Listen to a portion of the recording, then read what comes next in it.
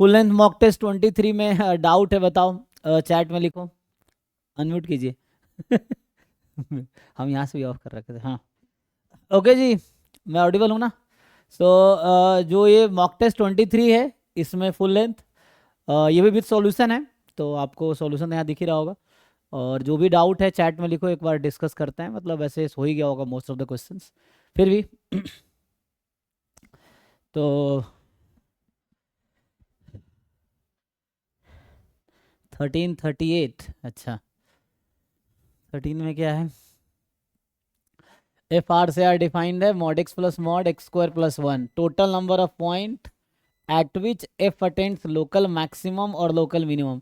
एक तो सिंपल तरीका है, ग्राफ बना लो, ग्राफ बना लोगे इजीली दिख जाता है, और ग्राफ बनाना इतना ही मुश्किल नहीं है मुझे लगता है, है ना?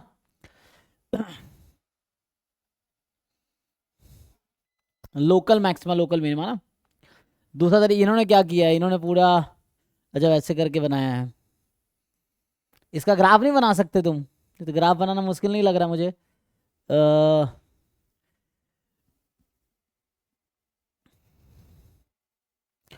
इस फंक्शन का अगर ग्राफ बना लोगे तो काम हो जाएगा, है ना? ये है, नहीं तो ऐसे। इसके पास कितने क्रिटिकल पॉइंट्स हैं?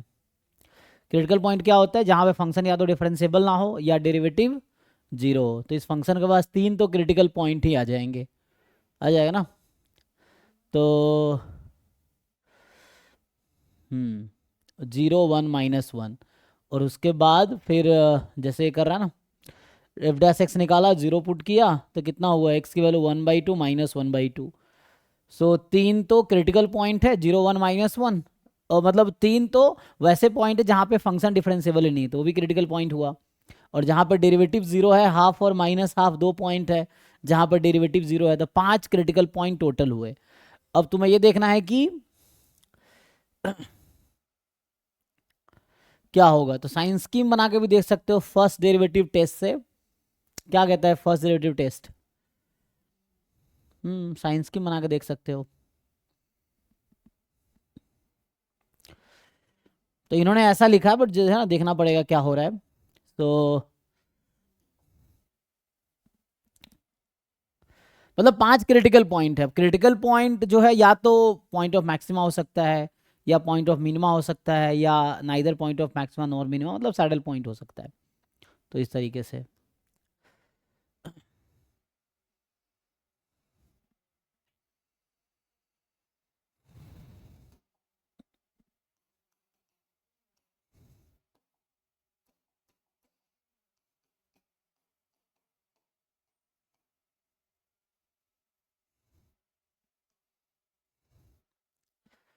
ओके जी।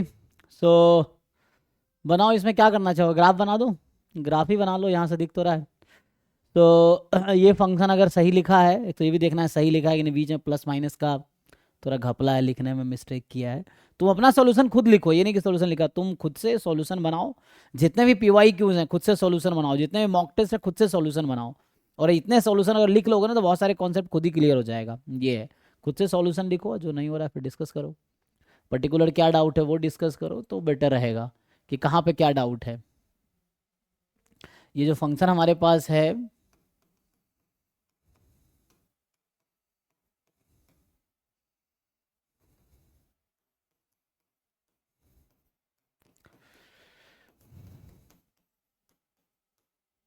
यही है ना, तो इसको ब्रेक कर लो।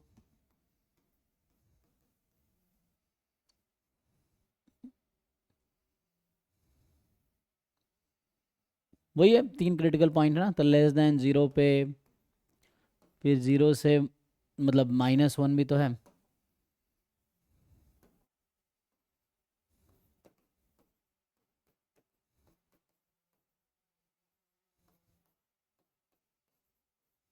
इतने केसेस बनेंगे, इस पे निकाल लो।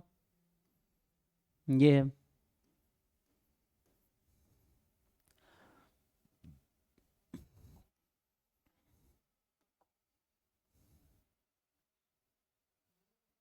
कहीं भी इक्वलिटी लगा लो, कोई दिक्कत नहीं है।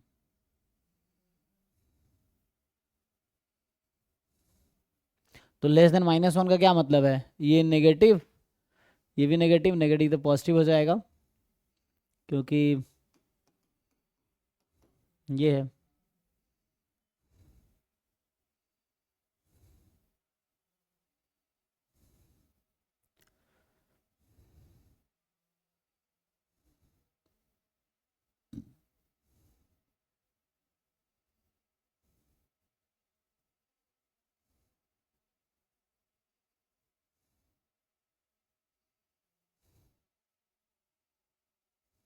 कर पाओगे ये? तो क्या बचेगा, देखो एक्स लेस देन -1 में ये कर रहा हूँ, सब नेगेटिव है, तो -x और ये दोनों माइनस रहेगा, कट जाएगा। तो कहना यहीं से लिख देता हूँ, ये देखो। तो ये माइनस रहेगा और यहाँ -2 ले लो।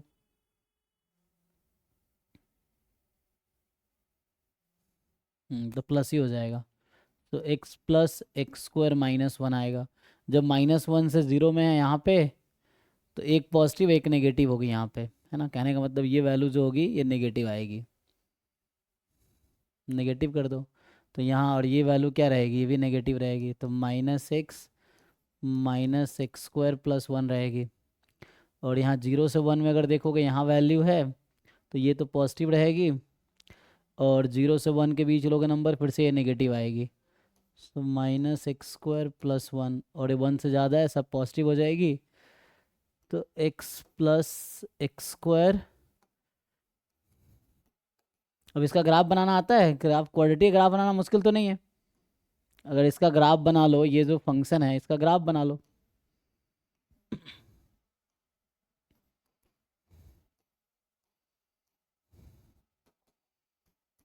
ठीक है, सो -1 0 1 ये हो गया। ठीक है, सो नाउ देखो भाई, x लेस देन -1 ये क्वाड्रेटिक है। क्वाड्रेटिक ग्राफ कैसे बनाते हैं, तो ये x लेस देन -1 के लिए वैल्यू क्या होगी, पहले देख लो -1 पे वैल्यू क्या आएगी। तो 1 आएगी। तो -1 पे फंक्शन की वैल्यू 1 रहेगी, है ना।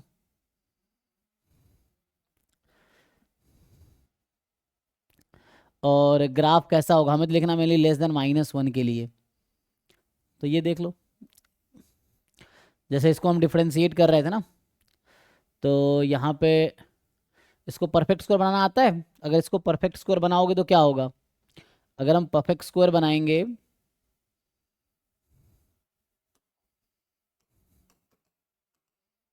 ये है ना, x² -x -1, तो ये बनेगा,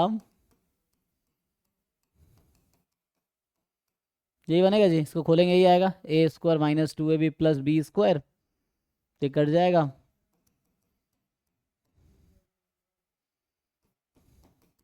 ये रहेगा।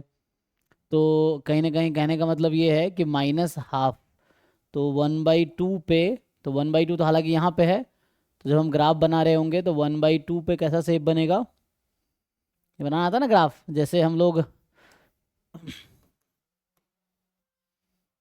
तो ये ग्राफ है किसका, x - 1/2 होल स्क्वायर का, -1/5 है, तो इतना नीचे कर दो। तो कहने का मतलब ऐसा कुछ हो जाएगा। ठीक है, तो ऐसा कुछ ग्राफ रहेगा, है ना। तो हमें तो -1 के बाद जाना है, तो -1 पे तो फंक्शन की वैल्यू आई थिंक 1 थी ना, तो ऐसा रहेगा। तो हमें क्या देखना है कि फंक्शन का ग्राफ कैसा है, तो रफली ऐसा रहेगा जो भी हो, है ना। ये ऐसा चल रहा होगा।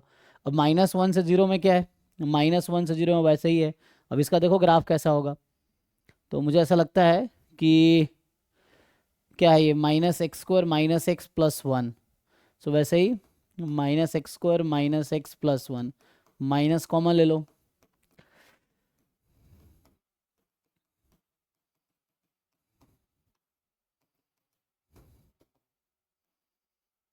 ये सिंपल ग्राफ बनाओ, तुम्हें ग्राफ बनाने का बता रहा हूँ मैं, ये आ जाएगा। अब ये माइनस इसका ग्राफ, अगर इस वाले टर्म का ग्राफ बनाओगे, तो -1/2 पे, ये सिर्फ इसका है, माइनस लगाओगे तो अपोजिट हो जाएगा, माइनस लगाओगे इस तरफ, प्लस करोगे तो इस तरफ हो जाएगा, 5/4 पे शिफ्ट हो जाएगा। ठीक है, तो हमें क्या देखना है, हमें देखना है -1 से, है ना। तो -1 पे फंक्शन की वैल्यू क्या है, 0 तक, माइनस हाफ पे पीक रहेगा। तो ये जो माइनस हाफ है ना, इस पे फंक्शन का पीक होगा। एंड तो 0 पे क्या वैल्यू आएगी फंक्शन की, 0 रखेंगे तो 0 0 1, तो 1 रहेगी, है ना, यहाँ से पास करेगी। और -1 पे तो वही सेम ही रहेगी, बन आ जाएगी। तो ये कुछ ऐसा है ग्राफ है, ठीक है, रफली ऐसा होगा। फिर ऐसे ही 0 से 1 में देख लो सिमिलर वे में। 0 से 1 में अगर बनाओगे क्या है, -x² + x + 1, सिमिलर वे में -x² + x + 1।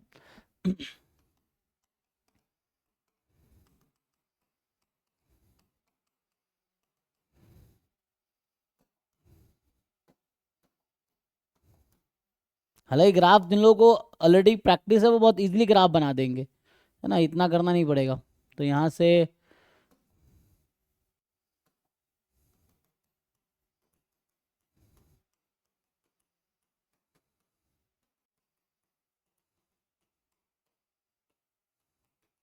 ये आ जाएगा। सो अगेन अगर तुम बिना माइनस के ग्राफ बनाओगे तो ये हाफ पे इसका पीक रहेगा, तो ये ऐसा होगा नेगेटिव के साथ, और प्लस कर दोगे तो ऐसा हो जाएगा, ऊपर चला जाएगा इतना। तो कहने का मतलब ये है, तो हमें 0 से 1 में चाहिए, तो इसका हाफ पे पीक रहेगा, है ना। तो 0 से 1 में यहाँ हाफ है, हाफ पे पीक होगा। तो 0 पे तो वही आना है 1, और 1 पे क्या आना है, कंटिन्यूस फंक्शन है ना, तो 1 पे क्या आना है, तो 1 पे 1 ही आना है, फिर 1 पे वापस 1। तो ये ग्राफ ऐसा हो गया, और 1 के बाद जहाँ तक मुझे लग रहा है ऐसा कुछ हो जाएगा, ठीक है जी। तो फंक्शन के पास कितने पॉइंट ऑफ मैक्सिमा या मिनिमा है देख लो, इस तरह से कुछ। एंड आगे देख लो फिर भी क्या है, x², वो पहला वाला ग्राफ ही तो दिख रहा है, x² + x - 1, x² + x - 1, है ना। तो इसको अगर बनाते तो क्या होगा,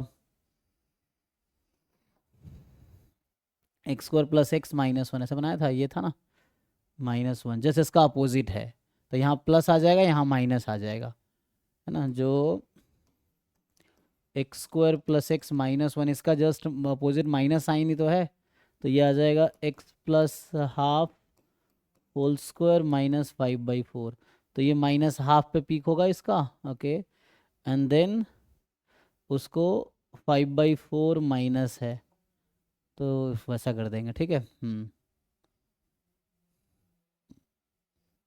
ठीक है, तो यही कुछ रहेगा इस तरह से रफली कुछ। ये ग्राफ है भाई, एग्जैक्ट है ना। तो ये रफली अगर मैं ग्राफ बना, क्वाड्रेटिक है ना, तो रफली कुछ ऐसा रहेगा, ये कुछ ऐसा रहेगा, ठीक है। अब इसमें देखो कितने पॉइंट ऑफ मैक्सिमा या मिनिमा है, ये मैंने फंक्शन एक ग्राफ बना दिए इस फंक्शन का। एक ये भी तरीका, वरना उसने जो किया वो भी एक तरीका है, जो बुक में उसमें सॉल्यूशन है टेस्ट में। अब यहाँ पे देखो point of local maxima local minima, तो ये लोकल मिनिमा का पॉइंट है, ये लोकल मैक्सिमा का पॉइंट, लोकल मिनिमा का, लोकल मैक्सिमा का, लोकल मिनिमा का, ठीक है ना। तो 1 2 3 4 5 यहाँ पे, है ना, मैक्सिमा है, ये लोकल मिनिमा है, ये लोकल मिनिमा है, ये लोकल मिनिमा है, और ये लोकल मैक्सिमा है। देयर आर 5, ये ग्राफ हो गया फंक्शन का। ओके जी, तो ये 13th क्वेश्चन था, बाकी दूसरा अप्रोच वहाँ लिखा हुआ है। हाँ जी। तो यहाँ पे जो सॉल्यूशन में दिया गया है कि जहाँ जहाँ पे ये फंक्शन डिफरेंशिएबल नहीं है हम्म वो पॉइंट क्रिटिकल पॉइंट माना जा रहा है। तो सर ऐसा कोई थ्योरम है क्या? मुझे मुझे नहीं पता था पहले। आपको क्रिटिकल पॉइंट का डेफिनेशन पता है? हाँ सर, जहाँ पे डेरिवेटिव जीरो होता है जिस पॉइंट पे। नहीं, आपको डेफिनेशन पता ही नहीं है, कहाँ पढ़े हो डेफिनेशन, किसी बुक में पढ़े हो कभी ध्यान से? सर वैसे तो डेफिनेशन याद नहीं आ रहा। हाँ, वही तो दिक्कत है, the main problem is you don't know definition of critical point, यही सबसे बड़ी दिक्कत है। तुम गूगल करके देखो या एनसीईआरटी किताब खोलो, क्लास 12th के एनसीईआरटी में चैप्टर नंबर 6 है एप्लीकेशन ऑफ डेरिवेटिव, उसके अंदर एक टॉपिक है मैक्सिमा मिनिमा, वहाँ जाके पढ़ो, ये सब 11 12th में था। और पूरा जैम उम 3 से बीएससी कर ली, अभी तक क्रिटिकल पॉइंट का डेफिनेशन नहीं पता है, मतलब हद है। क्रिटिकल पॉइंट का डेफिनेशन ही है कि एक ऐसा पॉइंट जहाँ फंक्शन डिफरेंशिएबल ना हो, और डिफरेंशिएबल है तो डेरिवेटिव जीरो हो। How do you know every function is different, तुम कैसे जानते हो एफ डैश एक्स जीरो हो जाएगा? जो फंक्शन डिफरेंशिएबल नहीं वहाँ कैसे एफ डैश एक्स जीरो होगा? एफ डैश एक्स वहीं निकल पाएगा ना जहाँ डिफरेंशिएबल होगा, तो बिना डिफरेंशिएबल फंक्शन में भी तुम डेरिवेटिव जीरो कर दोगे। जब फंक्शन हाँ सर। डिफरेंशिएबल तभी तो डेरिवेटिव निकलेगा। जो फंक्शन डिफरेंशिएबल में डेरिवेटिव निकलेगा ही नहीं, तो कैसे डेरिवेटिव जीरो पुट होगा? जब डेरिवेटिव एग्जिस्ट ही नहीं करेगा डेरिवेटिव 0 कैसे होगा फिर? तो तो सर जाके जिस पॉइंट में क्रिटिकल डिफरेंशिएबल पॉइंट, नहीं है उस पॉइंट में मैक्सिमा और मिनिमा एग्जिस्ट कर सकता है। हर क्रिटिकल पॉइंट हो सकता है पॉइंट ऑफ मैक्सिमा हो सकता है पॉइंट ऑफ मिनिमा हो, या हो सकता है point either maxima nor minima हो। तो इस फंक्शन के पास 5 क्रिटिकल पॉइंट है, और फर्दर इन्होंने पूरा कंप्लीट सोल्यूशन लिखा नहीं है। अब इसका डबल डेरिवेटिव निकालो, ठीक है ना, और जो वो लगाओ ना, क्या बोलते हैं उसको, फर्स्ट डेरिवेटिव टेस्ट ही लगा लो, साइन स्कीम लगा लो। फर्स्ट डेरिवेटिव टेस्ट जानते हो, इस फंक्शन के पास 5 क्रिटिकल पॉइंट है, 0 1 -1 -½ +½ अप्लाई फर्स्ट डेरिवेटिव टेस्ट। और अगर फर्स्ट डेरिवेटिव टेस्ट नहीं आता है तो क्लास 12 में जाके एडमिशन ले लो, पहले पढ़ लो, फिर जैम देना। अगर नहीं पता हो फर्स्ट डेरिवेटिव टेस्ट क्या है, सेकेंड डेरिवेटिव टेस्ट क्या है, मैक्सिमम मिनिमा क्या होता है, क्रिटिकल पॉइंट क्या होता है, तो बीएससी छोड़ के पहले 12th पढ़ो, तब जाके तैयारी करना जैम का, ठीक है? सबके लिए बोल रहा हूँ, क्योंकि हम जिस लेवल पे हैं तो ये एक्सपेक्ट किया जाता है कि जहाँ से उठ के आए हैं वो सब हमें पहले से पता है, वरना सीधा पैदा होगा बच्चा सीधा बीएससी सीधा जैम देगा वो, है ना? 5वें साल की उम्र में पहले साल में ही पैदा हुआ, अगले साल वो जैम का फॉर्म भर देगा। अगर ज़रूरत नहीं होगी ये सब चीज़ों की, 9 10 11 12 बी ये सब जो बीच में पढ़े हमने, उसकी ज़रूरत नहीं होगी तो सीधा बच्चा जैम देगा, है ना? ये है, पैदा होते ही प्रोफेसर बन जाएगा, क्या ज़रूरत है, या पैदा होते ही प्लेसमेंट ले लेगा, क्या ज़रूरत है बीच में पढ़ने की? एनीवे जाके पढ़ो, लगाओ उसमें। ये सॉल्यूशन कंप्लीट नहीं है, ठीक है ना? यहाँ 5 क्रिटिकल पॉइंट है, और आप उसमें लगाओ first derivative test, sign scheme बनाओ एफ डैश एक्स का, चेक करो क्या बिहेवियर है क्रिटिकल पॉइंट्स का एफ डैश एक्स में। Okay sir. और नहीं तो दूसरा अप्रोच है ग्राफ का, है ना? ये तो मैंने ग्राफ से बनाए हैं, तो बाकी वो भी अप्रोच ठीक है, ये तो मैंने ग्राफ से किया है, वरना तुम साइन स्कीम बनाओ, देखो क्रिटिकल पॉइंट्स है -1 -½ 0 हाफ और 1, ये चीज़ है इसमें। देखो अब साइन स्कीम लगा के क्या हो रहा है है ना? पॉजिटिव से नेगेटिव होगा point of local maxima, negative से पॉजिटिव है पॉइंट ऑफ लोकल मिनिमा, लगाओ डेरिवेटिव में। So apply sign first derivative test, ये 5 क्रिटिकल पॉइंट है, फर्स्ट डेरिवेटिव टेस्ट लगाओ, तो ये ग्राफ बनाने की जरूरत नहीं पड़ेगी उस केस में। यहाँ से एफ डैश एक्स निकालो, इसको डिफ्रेंशिएट करो जो लिखा है, ठीक है? और उन पॉइंट्स पे डिफरेंशिएबल नहीं है तो इक्वलिटी हटा देना, और बाकी पॉइंट पे चेक कर लो क्या हो रहा है।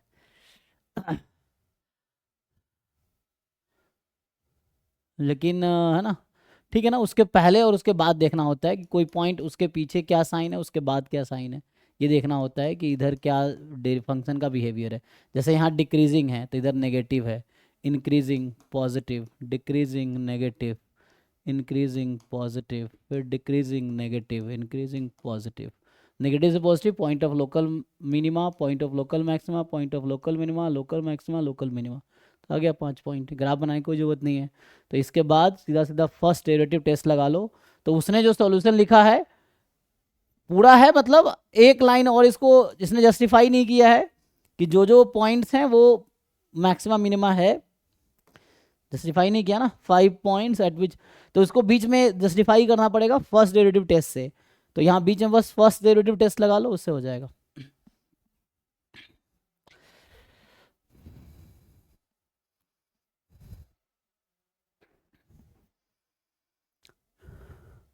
टी कोई m क्रॉस n की मैट्रिक्स है, v कोई सबस्पेस है, एंड v है set of x such that tx is 0, then dimension of v। तो ये अलग लिनियर ट्रांसफॉर्मेशन जैम के सिलेबस में है नहीं, ठीक है ना? तो ऐसा समझ सकते हो कि टी एक मैट्रिक्स है m क्रॉस n की, है ना? वही है ना कि इसका तो टी, सर वो डायरेक्ट होता है ना, हाँ column to nullity of TS. हाँ जी, जैसे ये जो है ना, v को जो बोलते हैं हम लोग नल स्पेस बोलते हैं t का, t यहाँ मैट्रिक्स है ना? t एक मैट्रिक्स है m क्रॉस n का, यहाँ लिखा ना t belongs to m cross n r, इसका मतलब t is a matrix of order m cross n। तो ये तो सिंपल जो सेट है ना, ये सेट आपका बोलता है इसको कि this is a null space of matrix t। तो इसका जो डायमेंशन होगा वो नलिटी ऑफ मैट्रिक्स t होगा, और आप जानते हैं कि रैंक प्लस नलिटी बराबर नंबर ऑफ कॉलम्स। तो यहाँ कॉलम कितने हैं आपके पास? n, तो rank of T plus column of T बराबर n, ठीक है? तो इसका जो आंसर है इस क्वेश्चन का n minus rank of T. और रैंक के बारे में कुछ बोला है कि v विद अ सबस्पेस, अच्छा n cross p defined by this, okay. n cross p क्यों लिख रहा है? तो x है ना, x भी मैट्रिक्स है, अच्छा x n क्रॉस p का है एक्चुअली, ओके तो यहाँ पे मेनली क्या किया ना, जनरली हम लोग जो लेते हैं ना ए एक्स बराबर बी लेते हैं, तो वहाँ एक्स को कॉलम वेक्टर लेते हैं, यहाँ कॉलम वेक्टर नहीं लिया गया है। एक्स में क्या लिया गया है कि एक्स को एक्चुअली एम क्रॉस पी का, एन क्रॉस पी का मैट्रिक्स लिया गया है, ठीक है ना। So M cross N, N cross P, okay. तो इसके अकॉर्डिंग फिक्स कर लो। तो बस पी को क्या किया है, there are P columns in X, यही है ना जस्ट, कि there are P columns in X. अच्छा उसने क्या किया है कि टी, अच्छा लीनियर ट्रांसफॉर्मेशन से किया ना, क्योंकि लीनियर ट्रांसफॉर्मेशन जैम या गेट के सिलेबस में है नहीं, मैट्रिक्स है, तो मैट्रिक्स के थ्रू इसको करोगे तो ईजी रहेगा। तो यहाँ देखो ये जो v है, ये जनरली हम लोग जो नल स्पेस मैं बोल रहा हूँ वो तब होगा जब x हम लोग कॉलम वेक्टर लेते हैं। ये जनरली x मैट्रिक्स है, कॉलम वेक्टर नहीं है। s यहाँ इन्होंने लिया है दूसरा लीनियर ट्रांसफॉर्मेशन, एस एक्स बराबर टी एक्स कर दिया, मल्टीप्लिकेशन कर दिया दो मैट्रिक्स का, समझ लो v is the null space of the transformation and we have to find dimension of null space of s, ठीक है। So nullity of s, so क्या बोल रहा है, नलिटी ऑफ s बराबर p into nullity of t, क्योंकि यहाँ पे ना there are p columns in x, x मतलब x जो मैट्रिक्स उसके अंदर there are p number of different column vectors हैं, तो वो मल्टीप्लाई करेंगे तो उसके अकॉर्डिंग इक्वेशंस बनेंगी। इसमें कितना इक्वेशन आएगा, tx का ऑर्डर क्या होगा, m cross p, there are m equations in p unknowns, ऐसा कुछ। तो वैसे ही बनेगा ना, क्योंकि x तो वेरिएबल मैट्रिक्स है, तो n cross p np number of variables होगा वहाँ पे, तो np minus p time rank of t। तो सिंपल फॉर्मूला ही है यहाँ से, क्योंकि इस तो हालांकि ये सॉल्यूशन लीनियर ट्रांसफॉर्मेशन के टर्म में लिखा गया है, तो लीनियर ट्रांसफॉर्मेशन हमारे सिलेबस में है नहीं, तो आप मैट्रिक्स के टर्म में समझ के करोगे, टी एक मैट्रिक्स है उससे करो, क्योंकि लीनियर ट्रांसफॉर्मेशन है ना मैंने पढ़ाया भी नहीं और सिलेबस में भी नहीं है, तो उसको मैट्रिक्स समझ के करो, ठीक है। ये तो सिंपल फॉर्मूला ही है, मतलब मैं मेनली कह रहा हूँ ये एक थ्योरम ही है जिस पे क्वेश्चन बना दिया गया है। तुम एक एग्जाम्पल लेके भी कर सकते हो, इतना तुम्हें अगर मेहनत नहीं करना हो तो एक काम करो, एम एन पी अपने मर्जी से फिक्स कर लो, एम को 2, एन को 3, पी को 4, ऐसा कुछ फिक्स कर लो और फिर सॉल्व करके देख लो, जिसके साथ मैच करेगा वो सही है, तो आउट हो जाएगा बाकी, है ना। तो वैसा कर लो, एक मैट्रिक्स फिक्स कर लो अपने हिसाब से, एक एग्जाम्पल लेकर सॉल्व कर लो ना, जैसे जनरल क्वेश्चन जब कोई भी होता है एक एग्जाम्पल बना लो अपनी मर्जी से, कोई मैट्रिक्स बना लो टी, कोई एक्स मैट्रिक्स बना लो वेरिएबल वाला, उसके अकॉर्डिंग सॉल्व करके देखो क्या आता है, उससे हो जाएगा। ये सिंपल फॉर्मूला ही है, थ्योरम ही है, तो डायरेक्टली हो जाएगा थ्योरम से। 18 में क्या है जी, the value of C in the Rolle's theorem where C जो है माइनस पाई बाई टू से पाई बाई टू है, कॉस एक्स इक्वल, तो ये एक्चुअली मेनली कहना चाह रहा है, अच्छा ये है F F because pi by to कितना होता है 0, माइनस पाई बाई टू 0, तो एफ डैश सी को 0 कर दो। क्या डाउट है भाई इसमें, सर किसको? F dash C sign minus sign सी के इक्वल कैसे आ गया? एफ एक्स कितना है यहाँ पे, एफ एक्स का ओह कॉस का डेरिवेटिव क्या होता है, basic F dash x minus sine x होगा, तो F dash C minus sign सी, यहाँ तो है एफ एक्स। हाँ पता ना एफ डैश सी बराबर 0, इसकी तो जरूरत ही नहीं है, ये तो फालतू लिखा है, इस लाइन की जरूरत थोड़ी है, ये तो लाइन की जरूरत ही नहीं है। F dash C 0, F dash C minus sign सी बराबर 0, साइन सी 0, देख लो क्या होगा, इनमें से कौन से सुटेबल चॉइसेस हैं जो इसके बीच में होना चाहिए, तो 0 ही है, तो कहाँ कुछ दिक्कत है। 56 में क्या है जी, सो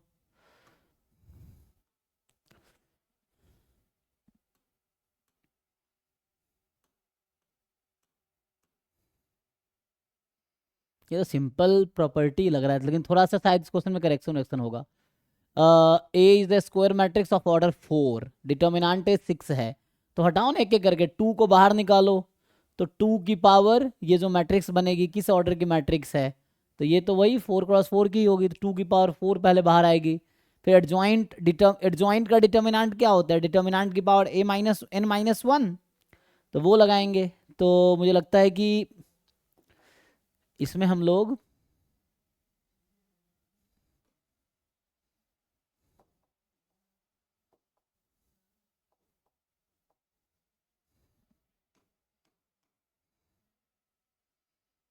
एक एक करके सॉल्व करो ना, इसमें क्या डाउट है। Adjoint of 3 time adjoint of 4 time A इसका डिटर्मिनेंट निकालो, पहले 2 को बाहर निकालो, 2 की पावर 4, फिर adjoint of 3 time adjoint of 4a। Adjoint of matrix A का डिटर्मिनेंट क्या होता है? एडजॉइंट ए मान लो, तो ये 3a की जगह पूरा ये है एडजॉइंट 4a। इसके डिटर्मिनेंट की पावर n-1। अब इसको फर्दर कंटिन्यू करते रहो, तो यहाँ 2 की पावर 4 है। अब 3 बाहर आएगा, 3 की पावर 4 बन के, पहले से पावर 3 है, तो 3 की पावर 4 और 3 मल्टीप्लाई हो जाएगा 12। ठीक है, तो ये हो जाएगा। फिर बचा एडजॉइंट ऑफ 4a का डिटर्मिनेंट की पावर 3। अब 2 की पावर 4, 3 की पावर 12 आगे। अब एडजॉइंट फिर से हटाओ, तो फिर से एडजॉइंट हटाओगे, क्या होता है एडजॉइंट हटाने पे? डिटर्मिनेंट एडजॉइंट ए का डिटर्मिनेंट ए की पावर n-1। तो यहाँ पे एडजॉइंट जब हटेगा तो 4a की पावर 3 ऑलरेडी है, तो चलो पावर बाद में लगाएंगे, पावर 3 और उसकी पावर 3, तो 2 की पावर 4, 3 की पावर 12, 4a की पावर 9, तो 2 की पावर 4, 3 4 अब बाहर आएगा तो 4 की पावर क्यूब, अब पहले से 9 है, सो 27। डिटर्मिनेंट a की पावर 9, तो फाइनली 2 की पावर 4, 3 की पावर 12, 4 की पावर 27 और 6 की पावर 9। चेक कर लो भाई 4 की पावर कितना होगा। 4 की पावर 36। अच्छा अच्छा, एक मिनट, हाँ हाँ, 36। इसमें जो बाहर आता, जो 4 बाहर आएगा 4 की पावर n बन के, n कितना है यहाँ 4, तो 4 की पावर 4 बन गया, 4 इंटू 9 36। Ji thank you. हाँ, सो यहाँ तक आ जाएगा, अब सही है, देख लो। तो यहाँ से इसको मिक्स कीजिए, मतलब इसको कंबाइन कीजिए। तो हमें इन्होंने बोला था कुछ ऐसा करना है कि लैम्डा इंटू 6 की पावर a, तो 6 की पावर जितना मैक्सिमम बन सकता है बनाओ, इन दोनों को साथ लाके, इनको भी साथ लाके 6 की जो मैक्सिमम पावर बनाए जा सकते हैं, तो बनाए तभी जा सकते हैं जब ये हाँ होगा। सर हो जाएगा, ऐसे ही कर रहे थे, आंसर नहीं आ रहा था, शायद कुछ होगा उसमें। तो यहाँ 6 की पावर 4, 3 की पावर अभी 4 बाहर कर दिया, 8 बचा, और यहाँ 4 की पावर 27, 6 की पावर 9 है अभी, इन दोनों से 6 बनेगा, तो 4 की पावर 36 है वहाँ पे। अच्छा यहाँ भी मिक्स अभी कंटिन्यू नहीं किया। 36 ना, कैलकुलेशन देखना जी, ठीक है। सो 4 की पावर 36 यही है अभी तक।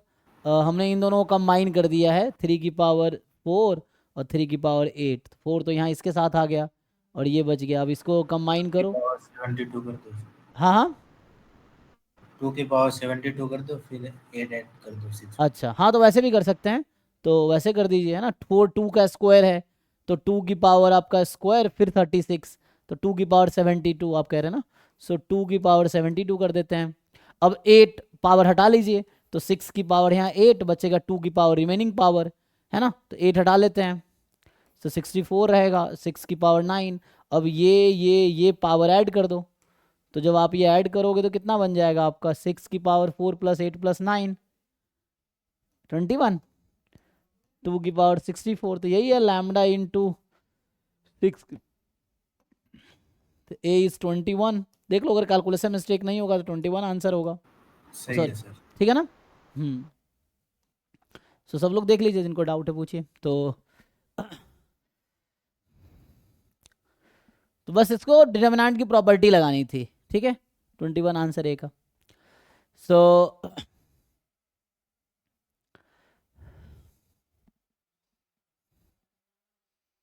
39 में क्या है भाई, 39 जो है आपका कि UN be the sequence satisfying condition, इसको हम लोग बोलते थे क्या, एक टर्म था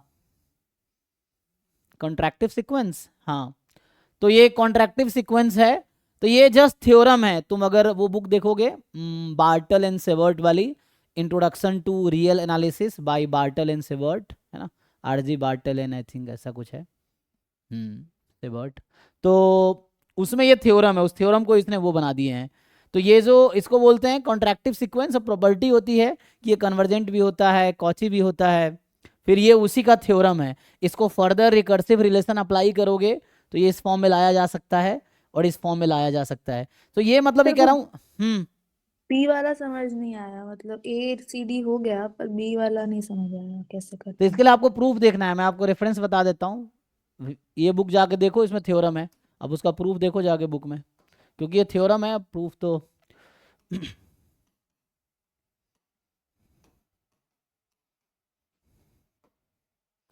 इंट्रोडक्शन टू रियल एनालिसिस,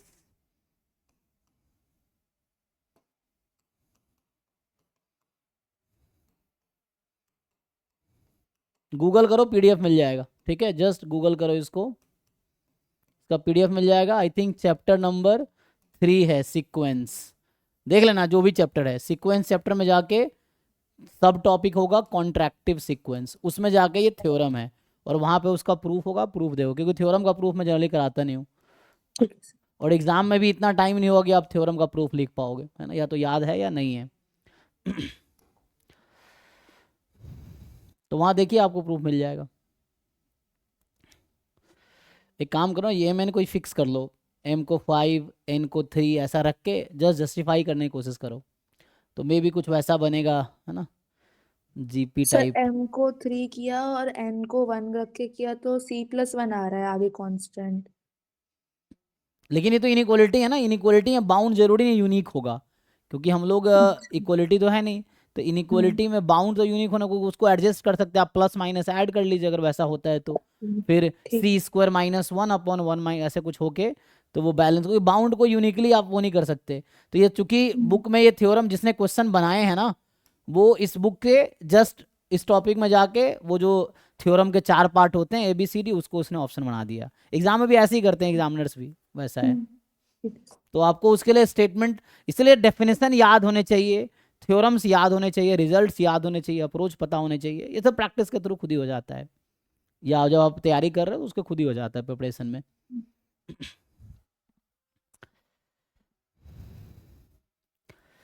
738 तो ये 738 क्या है, 7 में क्या है भाई, एक्स जे डिफाइंड है ZJ - ZJ -1, Z0 Z1 Z2 Zn are the IID with common variance sigma square, so what is variance of this, put कर दीजिए, और ये IID है तो पुट कर दो यहाँ पे कोई ZJ माइनस, हाँ सर कोवेरिएंस नहीं लेंगे इसमें एक्स का?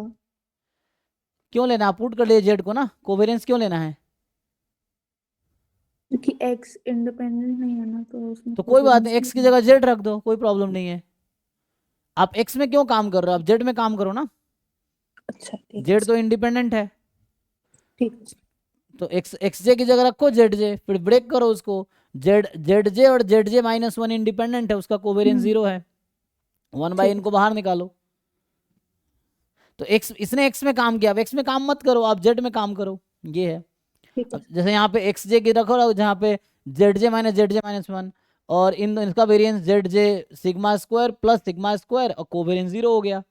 इसने यहाँ पे जो किया है कोवेरिएंस 0 कर दिया, इसलिए 2 सिग्मा स्क्वायर हो गया, तो यहाँ 2 सिग्मा स्क्वायर, तो है सही तो लिखा है प्रूफ। अभी प्रूफ भी समझ नहीं आ रहा तो क्या कर सकते हो भाई, जिन लोगों को दिक्कत क्या है ना, प्रूफ हम खुद से नहीं करते, जो चीज़ें हम खुद से करते हैं वो हमें ज़्यादा समझ आता है, हम दूसरों का देखते हैं तो वो कम समझ आता है ना, क्योंकि होता क्या, कई बार गलत सॉल्यूशन लिखा है उसको भी हम जस्टिफाई कर रहे होते हैं क्यों सही है, खुद करोगे तुम्हें सही समझ आएगा। ठीक है। यहाँ दोनों तरफ वेरिएंस ऑपरेट कर लो, वेरिएंस XJ बराबर variance ZJ plus variance ZJ -1 plus 0 को वेरिएंस, तो हो गया वहां से 2, तो यहाँ तक तो ठीक ही है, और ये 2 सिग्मा स्क्वायर है, 2n sigma square, n cancel हो गया।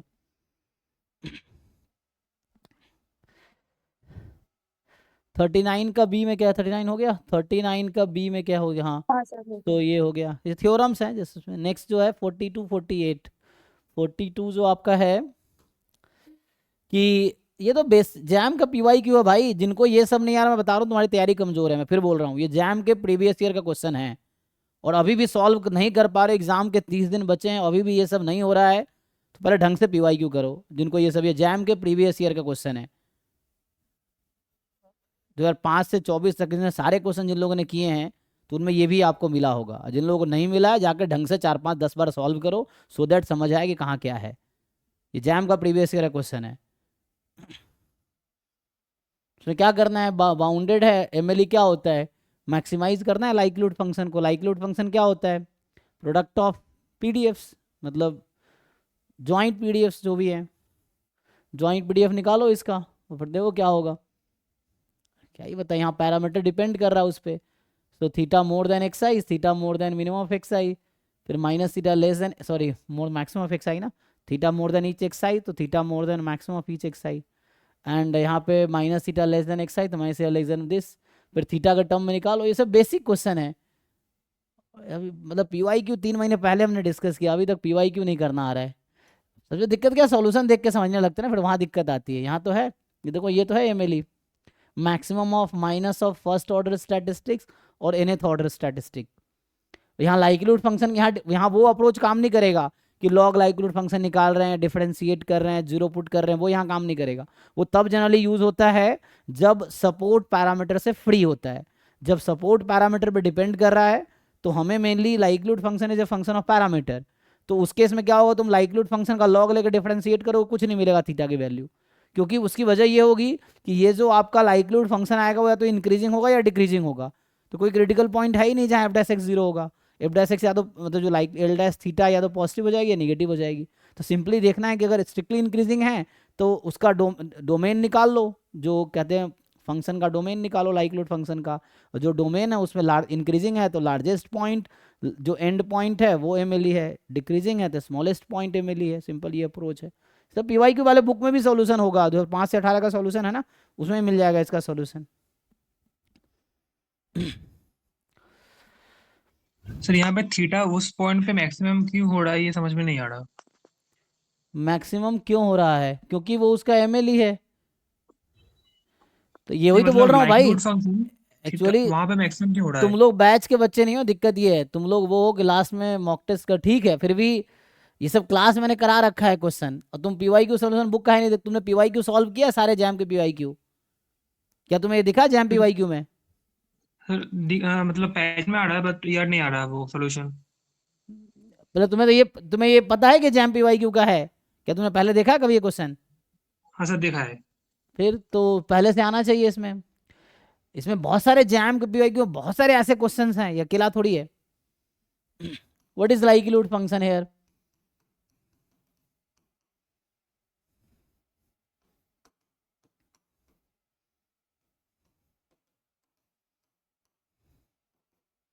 इसको बाहर निकालो है ना, तो इसको जो मल्टीप्लाई करोगे तो e की पावर माइनस यहाँ समेसन xi हो जाएगा, और यहाँ e की पावर थीटा माइनस e की पावर माइनस थीटा की पावर 4 हो जाएगी। तो 4 ही है ना सैम्पल साइज, 1 2 3 4, हाँ। तो ये हो गया, ये तुम्हारा लाइक्लीहुड फंक्शन है। अब यहाँ पे लाइक्लीहुड फंक्शन है जो फंक्शन ऑफ थीटा। अब यहाँ पे ये था कि ईच xi जो है ना between minus theta and theta, तो मेनली मुझे लाइक्लीहुड फंक्शन जो फंक्शन ऑफ थीटा, तो मुझे थीटा का डोमेन निकालना है कि थीटा कहाँ से कहाँ तक होगी। तो यहाँ x माइनस थीटा से प्लस थीटा है, तो यहाँ xi माइनस थीटा, इसको ब्रेक करेंगे दो पार्ट में। तो एक पार्ट आएगा theta is more than xi and, और नहीं and, minus theta is less then xi। तो कॉमन सॉल्यूशन आएगा थीटा x1 x2 x4 सबसे ज़्यादा है, तो थीटा मैक्सिमम ऑफ ऑल 4 से ज़्यादा है, इक्वल लगा लो कोई दिक्कत नहीं है, and minus theta is less than first order statistics. तो यहाँ से theta more than equal to fourth order statistics, यहाँ से theta more than equal to minus of first order statistics. अब तुम्हें अगर थ्योरम पता हो कि theta more than something and theta more than something else, तो इसका कॉमन सॉल्यूशन होता है maximum of fourth order statistic and minus of first order statistics. तो कहने का मतलब जो हम यहाँ ढूंढ रहे थे वो मुझे मिल गया अब, कि ये एक फंक्शन है जिसका डोमेन है मोर देन इक्वल टू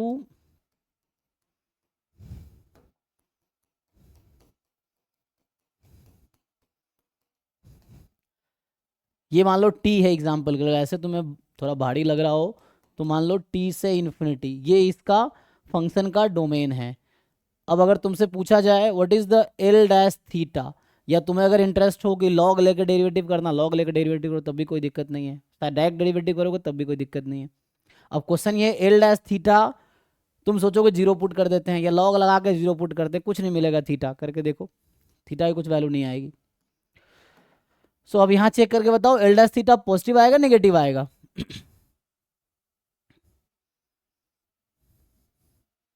डिफरेंशिएट करो इसको थीटा के रेस्पेक्ट में, इट इज पॉजिटिव और नेगेटिव।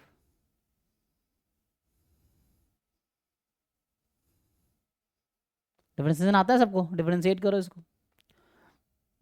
न्यूमरेटर तो हो जाएगा ई की पावर थीटा प्लस ई की पावर माइनस 0, पॉजिटिव हो जाएगा। एंड 1/x का डेरिवेटिव माइनस 1/x स्क्वायर, तो ये नेगेटिव आएगा। ठीक है, तो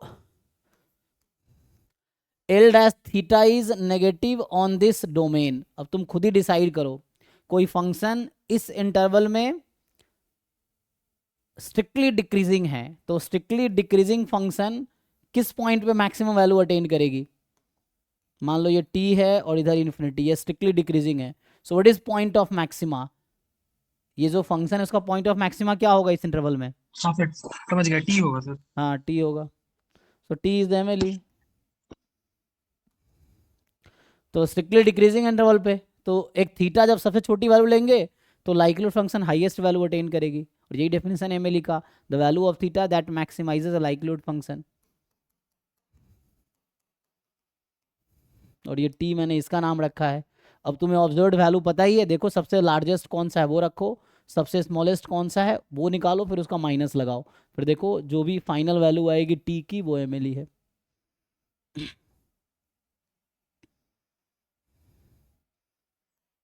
इसलिए क्या होता है, PYQ 4-5-10 बार सॉल्व करने से क्या होता है, जो क्वेश्चन छूट जाते हैं पहले दूसरी बार में, या पहले दूसरी बार में गलत फहमी रहती है कि मुझे सब आ गया, वो दूसरी तीसरी चौथी बार में समझ आता है कि नहीं कुछ क्वेश्चन अभी भी हैं जो हमें नहीं आ रहा है, जो सीखना है अभी। ये चीज़ है। मोस्ट ऑफ द क्वेश्चन तो रट्टा ही हो जाता है, लेकिन कुछ क्वेश्चन रहेगा जो तुम्हें तीसरी चौथी बार में जाकर समझ आएगा।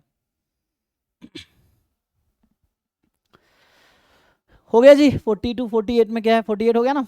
तो इसमें क्या है, x with the number of head observed in 4 tosses of a fair coin। अच्छा, तो नंबर ऑफ हेड्स मतलब x is binomial 4,5, given value of x exactly x paired dice 6 faced dice are thrown, find the coefficient of variation of y, coefficient of variation of y। ठीक तो है।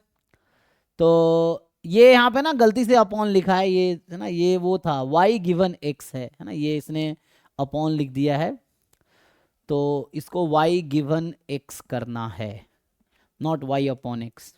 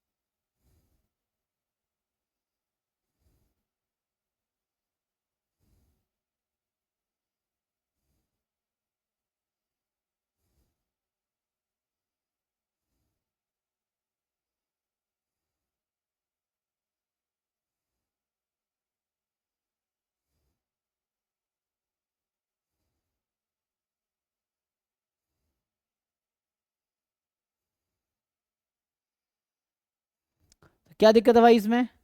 ये तो है y given x बराबर x binomial ये है, तो डबल एक्सपेक्टेशन में एक बस एक रिजल्ट बता देता हूँ जो शायद नहीं आता होगा। हमें क्या चाहिए, हमें चाहिए COV, coefficient of variation of y। तो क्या फॉर्मूला है, sigma y upon mu y, तो सिग्मा स्क्वायर y का रूट, और EY क्या होगा, E of y given x। ये नहीं निकाल पाओगे, एंड वेरिएंस ऑफ y का फॉर्मूला नहीं पता है। सर क्वेश्चन में वो जो y था वो करेक्टली डिफाइंड नहीं था, उसमें दिक्कत आ रहा था। हाँ, वेरिएंस ऑफ y है ना, तो variance of y is variance of expectation of y given x plus, है ना, यहाँ जैसे बाद में मत लिखो, कोई दिक्कत नहीं, expectation of variance of y given x, ये है ना, सब कुछ तो ठीक ही है। तो इस क्वेश्चन में x is binomial 4,5, y given x is equal to x is, अच्छा उसने फेस किया है 6 phase independent, find the coefficient of variation. तो यहाँ पे है ना x है, वो y x टाइम y क्या है, y इज द, अच्छा इसने ना यहाँ पे गलती से इसमें क्या किया है, व्हाट इज वाई, वाई तो डिफाइन नहीं किया ना यहाँ पे, वाई गिवन एक्स होगा ना। Find the coefficient of variation of Y.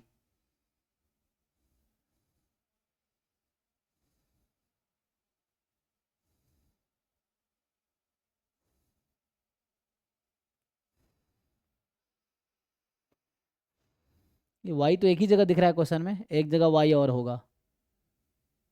Sir, y is a number of sixes obtained. हाँ है ना, number of sixes obtained exactly. तो इसने लिखा नहीं है ना, क्वेश्चन है मिसिंग है लाइन शायद ना। Y is the number of six obtained, है ना। सो नंबर ऑफ हाँ सर, सिक्स, ये भी प्रीवियस ईयर का ही। जी जी जी। तो वाई मिसिंग है यहाँ पे, तो इसमें ऐड करना पड़ेगा।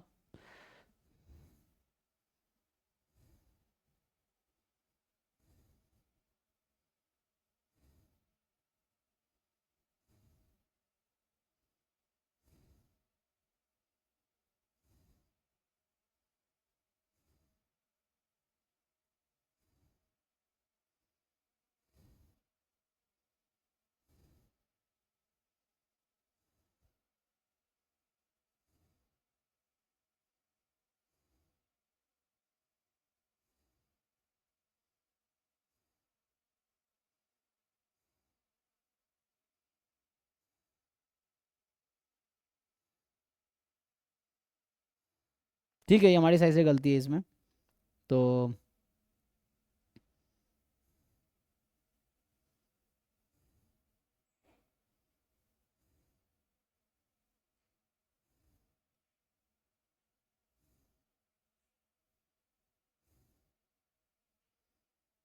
ठीक है जी। सो हो गया यहाँ तक, चलिए फिर यहीं स्टॉप करते हैं। तो कल एक्चुअली मैं जा रहा हूँ कॉन्फ्रेंस में केरला, तो मुझे कल तो मेरी शाम को फ्लाइट रहेगी, तो कल तो मैं क्लास लूँगा नहीं। तो थोड़ा देखना पड़ेगा ना, अभी 27 से 31 है कॉन्फ्रेंस, तो मैं वापस आऊँगा 1 तारीख को। कल है 26 को मैं जाऊँगा, आऊँगा 1 को, ठीक है। तो इस बीच में तो बाहर रहूँगा, तो अगर पॉसिबल होगा तो मॉक टेस्ट डिस्कशन क्लास होगी। तो कल तो नहीं है, 26 को नहीं है क्लास, कल 26 है ना। तो कल तो क्लास मैं नहीं ले पाऊंगा मॉक टेस्ट डिस्कशन। 27 को पॉसिबली हो पाए शायद, उसकी भी श्योरिटी नहीं, क्योंकि बाहर कैसा सिचुएशन है, जगह है नहीं है, फिर वो चार्ज है नहीं सिस्टम, तो वो बाहर देखना पड़ता है। फिर मैं कोशिश करूंगा 27 को क्लास होगी, तो 27 को अगर क्लास हुई तो मॉक टेस्ट डिस्कशन 24 है ना, आज 23 का डिस्कशन हुआ है, तो 27 को जो क्लास होगी 27 दिसंबर को, कल नहीं क्लास है, ठीक है ना, मेरी क्लास नहीं हो पाएगी।